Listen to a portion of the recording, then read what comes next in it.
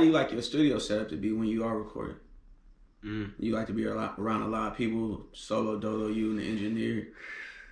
I probably get the best work done and the most work done when it's just me and the engineer. But I don't mind people being in there, especially if they in there for the right reasons. Like, I don't mind. And on top of that, that shit just be testing the nigga. Like, I perform in front of a bunch of people, so it don't bother me. Like, feel like you putting on a performance when you come together with a song in front of people? Nah, I'll still be in my own box, bro. Like, it really don't faze me like it used to, but like that shit don't faze me. I don't care. Nigga, if Jay-Z was in the room, I'm gonna make the same shit, you know? Off top. Out of all the producers you work with, do you have one you feel like is the easiest to lock in with, or is it just different with each one? I honestly ain't even been locking in directly with producers, but if you could see like on the credits, I be working with Doc Uno a lot.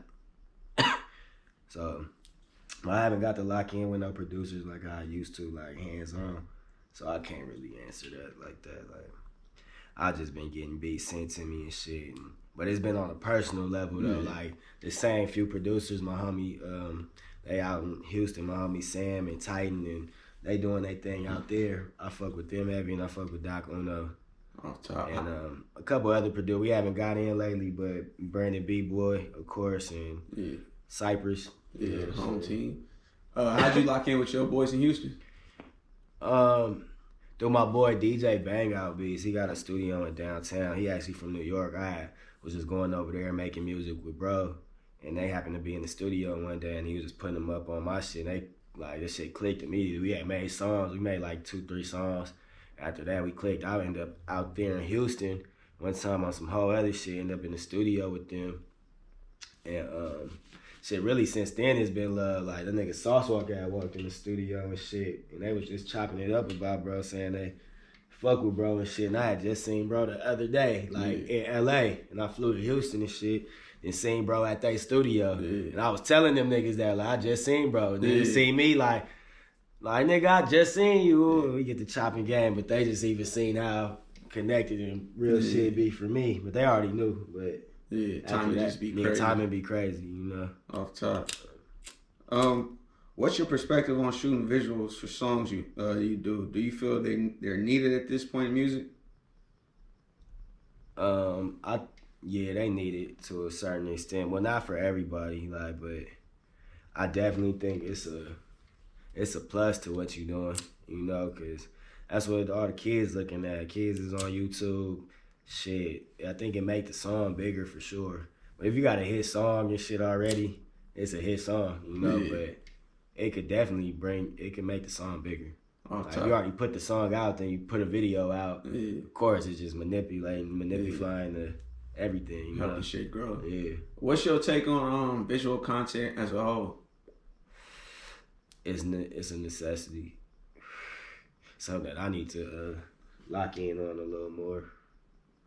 I be so like discreet with shit sometimes. Like, you know, we start rapping around the time like shit was still like it was cool to have a mystique. You know what I'm saying? I still believe in that because I still some of my favorite artists still got that mystique. They ain't always in the camera and shit. Like that's just like the new wave of getting on, I guess, and being in front of the people. Like that constant attraction in people's faces. Like, I be wanting the music to speak for real, bro. Like I be wanting to drop the music and you get a visual interpretation yourself, and however that shit feel to you when you listening to it is what it is, you know what I'm saying? Because once I paint the picture, this what it is, you know. But if you just listening to the music, you got a whole broad, you know, vision of what it could be. Exactly, you can paint whatever picture you really want to, whatever comes to mind. Exactly.